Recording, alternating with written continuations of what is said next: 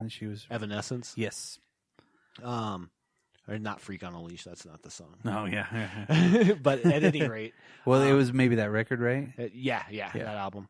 But that is something that I have shown to people who are 70, 60, and they're like, "This is amazing." Again, my daughter grew up on this, and it's very. They play a lot of instruments that you wouldn't expect to see. Bandsaws to forget what the thing's called. It was called the devil's instrument, not the violin. That's a different one.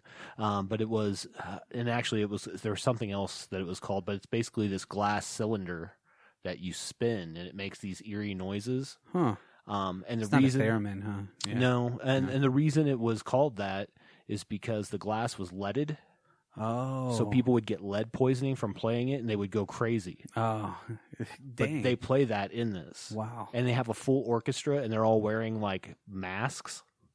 It's amazing. And I would recommend, if you haven't seen it, watch it. Don't just listen to it. It's good to listen to, but just watch it.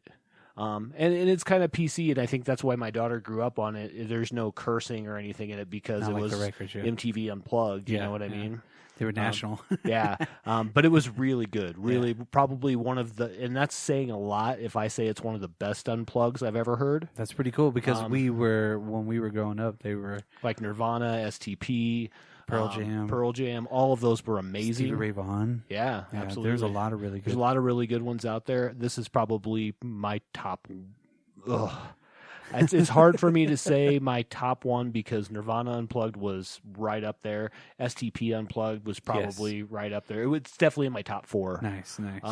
But yeah, I would check that out. But that's kind of where my brain's been all over the place, I guess. Cool. So cool. Yeah, see, I've been listening to this irradiated music.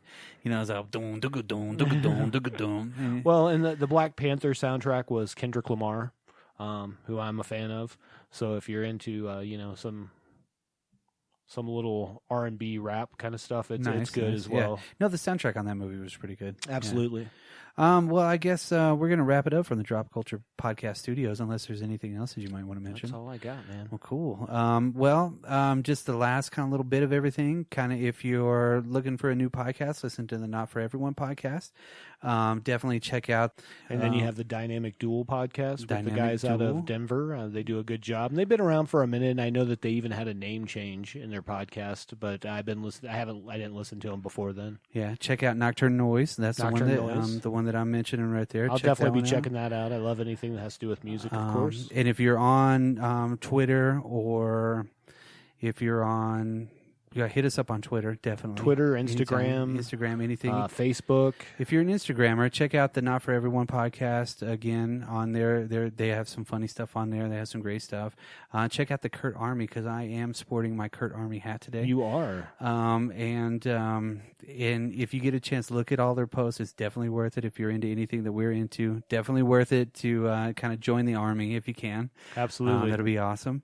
And I'll be getting my hat soon. Yes. And then at the same time, listen to as much Korn Unplugged or Suicide that you can. Absolutely. From the Drop Culture Podcast Studios, I'm Brock. And I'm Dan.